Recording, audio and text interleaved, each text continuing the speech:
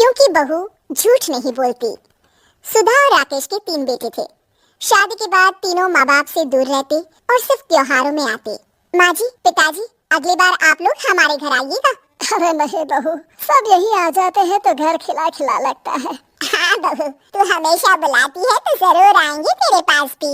हाँ हाँ, दीदी का घर बड़ा जो है, सब कुछ अपनी शादी के बाद दीदी को ही तो दे दिया था। हमें भी दिया होता तो हम भी बड़ा घर लेते। क्यों सुनील? अरे नहीं, पापा ने सबको एक बराबर ही दिया है। छोटी बहू, क्या चाहिए तुम्हें, बोलो। वो आपकी सोने की चेन वाली घड़ी है ना, वो अगर आप मुझे, तभी वहाँ मछली बहू भी आ जाती है। और मुझे ना आपका मंगलसूत्र कितना लंबा, सुंदर और भारी भी है। अरे हाँ हाँ, तुम दोनों को ही दूंगी बहू, चिंता ना करो। चलो अब खाना लगाओ, खाना खाया जाए। सभी मिलकर खाना खाते हैं कि पड़ोसन आ जाती है। अरे सुधा बहन, थोड़ी चीनी तो देना, घर में शक्कर नहीं है और मेहमान सर पर बैठे हैं। अरे छोटी बहू, चाची को शक्कर तो दे दो। अरे मछली दीदी, आप दे दीजिए ना। मैं यहाँ कम आती हूँ तो मुझे पता ही नहीं है कि सासू माँ सारी चीजें कहाँ रखती है। और तुम मैं कौन सा यहाँ रोज शक्कर फाँकने के लिए आती हूँ, मुझे भी नहीं है पता। तभी बड़ी बहू हाथ में चीनी की कटोरी लेकर आती है। चाची, शक्कर। आप लोगों का बड़ा सहारा है माँ जी और पिताजी को, वरना हम लोग तो यहाँ रहते ही नहीं।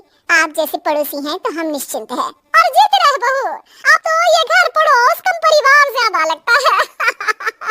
सुधा अपनी बड़ी बहू को देखकर बहुत खुश रहा करती थी। वो उससे अक्सर घंटों बात भी किया करती, लेकिन दोनों दूसरी बहुओं का भी वो समझती थी कि शायद छोटी है, वक्त आने पर संभल जाएंगी। समय आ जाता है जब सभी को वापस जाना होता है।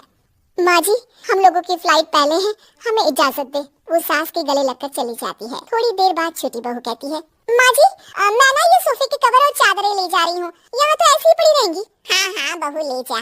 और कुछ चाहिए तो बोल। और तो चाहिए बहुत कुछ, चलिए कोई बात नहीं, अगली बार ले जाऊंगी मैं। ऐसे ही मंजली बहू भी घर का बहुत सारा सामान ले जाती है। सभी के जाने के बाद सुधा राकेश से कहती है, घर कितना सुना लग रहा है ना। हाँ, और खाली भी। तुम्हारी दोनों बहुएं सब बटोर गई। अरे ठीक है ना, हम दोनों ही तो हैं, कितना सामान लगेगा। फिर उन लोगों की नई गृहस्थी, इतना मत सोचा करे। समय बीतता है। ऐसे ही हर साल त्योहारों में सुधा और राकेश के बच्चों की बहू आते और जाते वक्त ढेर सारा सामान पैक कर ले जाती। लेकिन कुछ ही सालों में सुधा का देहांत हो जाता है। पिताजी, आप यहाँ अकेले क्या करेंगे, हम लोगों के साथ चलिए।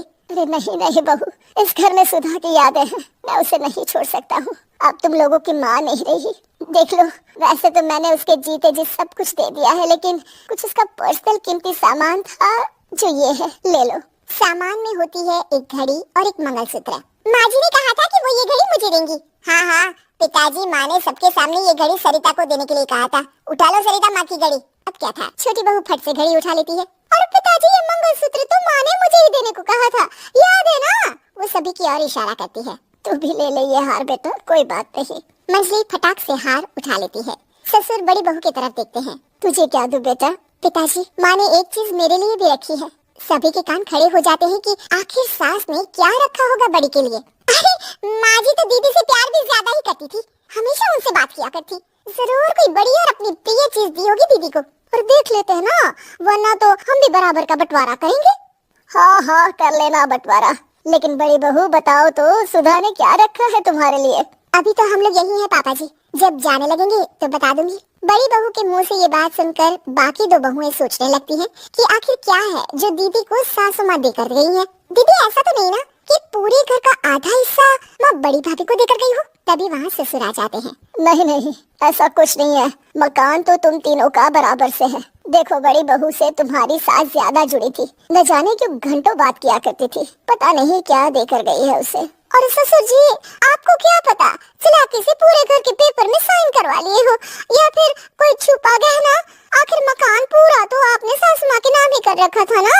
अब घर में ये सस्पेंस बन जाता है कि आखिर बड़ी बहू क्या लेकर जाएगी। फिर वो दिन भी आ जाता है जब बड़ी बहू के जाने का समय हो जाता है। बेटा, परसों तुम चली जाओगी, बताया नहीं माँ ने तुम्हें क्या दिया? घड़ी और हार जो बेशकीमती था और तुम्हारी सास को सबसे ज्यादा प्रिय था, उसका तो बंटवारा भी हो चुका है। अब तुम्हारी बारी। हाँ पिताजी, आज मैं ये बात बताने ही वाली थी। माँ ने मुझे उससे भी बेशकीमती चीज दी है, और वो है आप। आपसे अधिक प्रिय उन्हें कुछ नहीं था। माँ चाहती थी कि आप मेरे साथ रहें। चलिए पिताजी। बेटा, मेरे पास तो कोई पेंशन भी नहीं है और ना ही कोई प्रॉपर्टी लेकिन आपके पास संस्कार है पिताजी, जो मेरे बच्चे आपसे लेंगे, तो आपको ले जाने पर स्वार्थ ही है मेरा। चलिए ना पापा। सभी के सामने पिताजी बड़ी बहू और बेटे के साथ उनके घर चले जाते हैं।